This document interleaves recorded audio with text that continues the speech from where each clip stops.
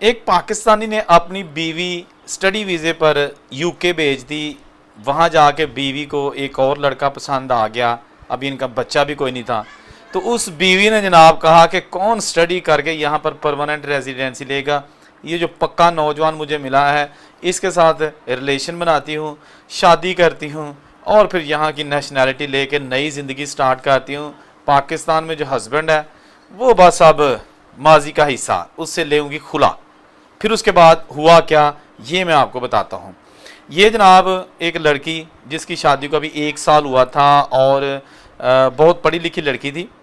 इन्होंने सोचा कि क्यों ना हम इस लड़की को, यानी कि ऑफकोर्स ससुराल वालों की रजामंदी थी कि इस लड़की को स्टडी वीज़े पर यूके भेजते हैं और वो स्पाउस वीज़े पर इस आदमी को साथ लेके चला जाएगा, जैसा कि अक्सर आपको जो बाहर के मुल्कों में लोग मौजूद हैं उनको पता है।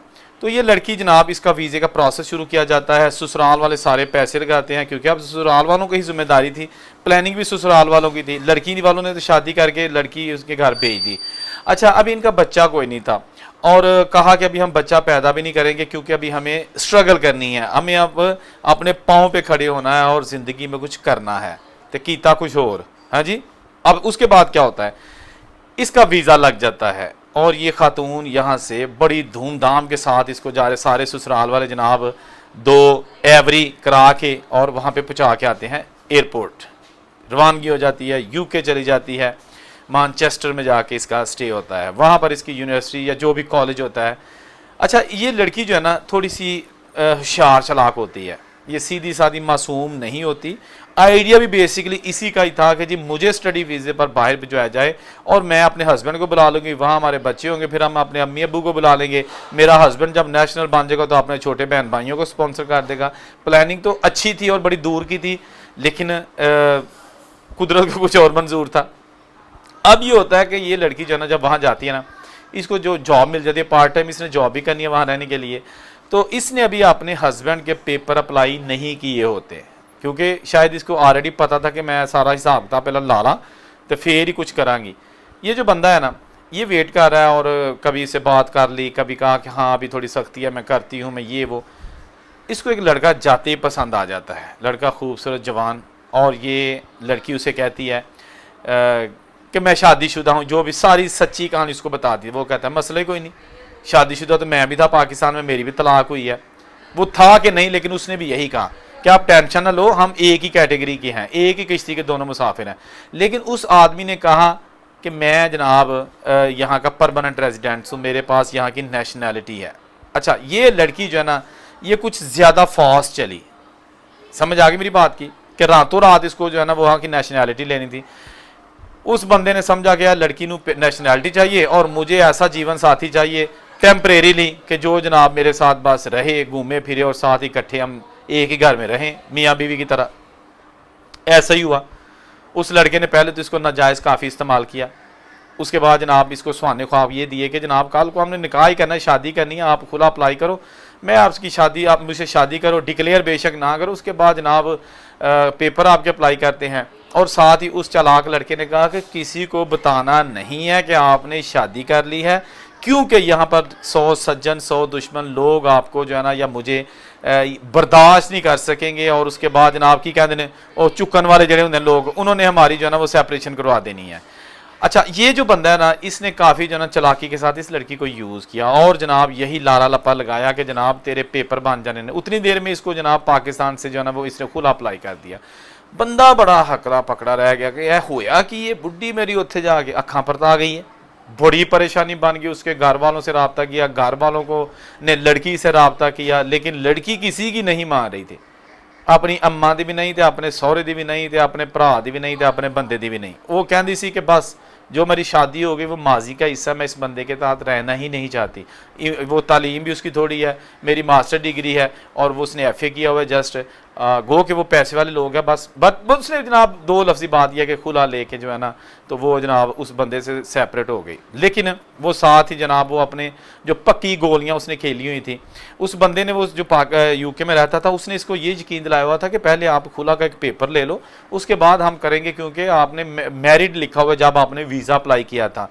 तो उस सेक्शन में मैरिड लिखा है, तो हमें जो है ना वो क्लियर करना है, उसके बाद हम शादी करेंगे, क्योंकि यूके के कानून के मुताबिक बेहक वक्त आप 2 शादियां नहीं कर सकते। तो लड़की को समझ थी कि हाँ बात तो ठीक है कि मैंने पहले भी मैरिड लिखा हुआ है, अब मैं कहूँगी जब मैंने शादी कर लिया तो उन्होंने कहना कि आपकी डाइवोर्स कहाँ है, तो वो तो थी नहीं। तो इसलिए कुछ अरसा लगता है, जो होता है ना अपना लड़की ने वकील किया हुआ था यहाँ पे यूके में, जो इनकी इसकी जगह पे खुला के लिए अदालत में पेश होता था। बाद में जनाब ये हुआ कि जब लड़की को खुला मिल गया तो उतनी देर में जनाब वो लड़का जो है ना उसका पता चल गया कि वो तो वहाँ का सिटीजन ही नहीं है, वो तो आप ही स्टूडेंट है, वो तो जनाब नैशनल है ही नहीं उतों का। लड़की को जनाब जब पता चला तो पिट्टी मारे सिर दे तरफना, की फायदा, कोई फायदा नहीं। उस लड़की ने जनाब फिर जब सारी स्टोरी बताई, अपनी 1-2 सहेलियां बन चुकी थी, उसको काफ़ी अरसा यूके में हो चुका था, तो उन्होंने कहा कि हमारी बहन यहाँ पे ये काम आम है, लड़कियों की मजबूरी होती है कि यहाँ पर उनको पक्का बंदा मिले, लड़कों की मजबूरी होती है कि उनको यहाँ पर पक्की लड़की मिले, तो पक्का पक्का कर दें अपने आप को कच्चा कर लेने ने, ऐसा कच्चा कर देने कि जीरो तो स्टार्ट करना पैंदा। यही कुछ इस लड़की के साथ हुआ, रोने पछताने के अलावा कुछ हाथ ना आया। इसको इतना दुख अपनी इस तलाक का नहीं था जितना दुख था कि इस बंदे ने मेरी इज्जत से खेला है और मुझे बर्बाद कर दिया है। जब ये इसने सारी स्टोरी अपने जो फ्रेंड्स थी उनको बताई तो उन्होंने सिवाय अफसोस के और कुछ भी ना किया। फिर बाद में कुछ लोगों ने मशवरा दिया कि आप पुलिस को बता दो कि जनाब इस तरह इस बंदे ने मेरी इज्जत से खेला है या मुझे यूज़ किया है। तो फिर किसी ने उसी को मशवरा दिया कि पुलिस को बताओगी तो वो तो आपने रजामंदी के साथ जो भी किया है, आपके जो बॉयफ्रेंड और गर्लफ्रेंड के तौर पर रह रहे थे ना, तो बॉयफ्रेंड और गर्लफ्रेंड जो यूके में रहते हैं उनका तो अगर मतलब ब्रेकअप होता है तो वो ये शिकायत नहीं कर सकते इसने मेरे साथ ज्यादती की है या मुझे मिस यूज़ किया है। भाई वो तो म्यूचुअल अंडरस्टैंडिंग है, आपका रिलेशन था उसके साथ।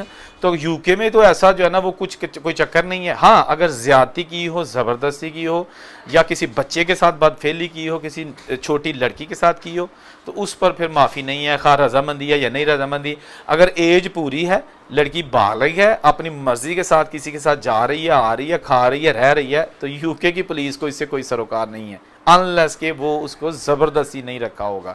तो बहरहाल बहुत सारी ऐसी एग्जांपल्स हैं, मैं उनके बाज़ का नाम नहीं बताता, उनकी रिक्वेस्ट होती है, उनकी प्राइवेसी रखना होती है, लेकिन वीडियो इसलिए फिर वो कह देते हैं कि बना लो कि जो लोग, जो लड़कियां, जो मर्द नेशनैलिटी के चक्कर में अपनी इज्जत, अपना सारा कुछ गंवा देते हैं, खुदा के लिए ऐसी नेशनैलिटी पे लानत भेजे, ऐसी नेशनैलिटी पे आप थूकें, क्योंकि जो आपकी इज्जत पे हरफ आए। इज्जत ही तो इंसान को दोस्त होंगी है, पैसा तो की कहते ने पक्षी वासा को भी बड़ा है, नचन गडवी वाले को पैसा बहुत है।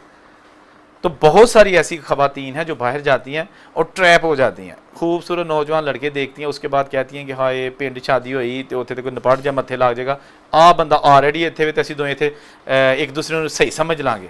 वो समझते समझते एक दूसरे के नाल जनाब वो बाद शक्ल देखना पसंद नहीं करते। ये जो बंदा है ये अलग से इसका दुश्मन बन बैठा कि तेरी ऐसी दी तैसी, तू साडा इन्ना पैसा लगवाया और उत्थे जाके तू जी हरकत की है वो अलग से, और उसके साथ साथ वहाँ पर जो बदनामी हुई और वहाँ पर जो इसकी इज्जत का जनाजा निकला वो अलग से। ऐसी बेशुमार कहानियाँ मेरे पास आती रहती हैं। आप भी अगर ऐसी कोई स्टोरी आपको पता है शेयर करना चाहते हैं तो ज़रूर मेरा ईमेल नंबर आप लें, उस पर रब्ता करें, लेकिन स्टोरी सच्ची होनी चाहिए और किसी के ख़िलाफ़ नहीं होनी चाहिए। हम कोशिश करेंगे कि दोनों पार्टियों का वर्जन आ जाए। अगर दोनों पार्टियों का हमें मौक़िफ़ नहीं मिलता तो फिर हम दूसरी पार्टी को बदनाम नहीं करते, उसका नाम नहीं लेते।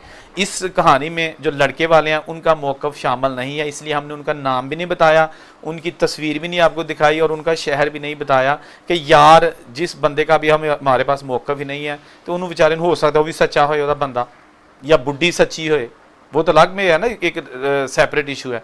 लेकिन वीडियोस बना के हम कोशिश करते हैं कि जो बच्चियां बच्चे बाहर जाते हैं वो खुदारा ट्रैप ना हो, गलत रास्ते पे ना आ जाए, नेशनैलिटी के लालच में इनको कोई यूज़ ना करता रहे, अपनी हवस का निशाना ना बनाता रहे, क्योंकि ऐसे होता रहता है। जो लोग बाहर के मुल्कों में रहते हैं उन्हें पता है कि नेशनैलिटी के लिए पक्के के चक्कर में पक्की लड़की, पक्की खतून, पक्का मुंडा, ये बस चक्कर रहता है। ख़ास तौर पर अमरीका, कैनेडा, यूके वगैरह में पक्का का लफज जड़ा ना ऐसा मुंह के उत्ते पक्का चढ़िया है कि पक्का ही रह गया है, उतो लत्ता ही नहीं पिया। वीडियो में कमेंट जरूर कीजिएगा कसूर इसमें किसका है, उस खामन का जिसने ट्रस्ट करके बीवी को, अकेली जवान बीवी को भेज दिया, या उस खतून का जिसने सारा कुछ वो माली इमदाद लैके वीज़ा लगा के बाद च मारी लत्त ते आख्या कि तू मेरा की लगना है। कमेंट ज़रूर कीजिएगा। अल्लाह हाफिज़।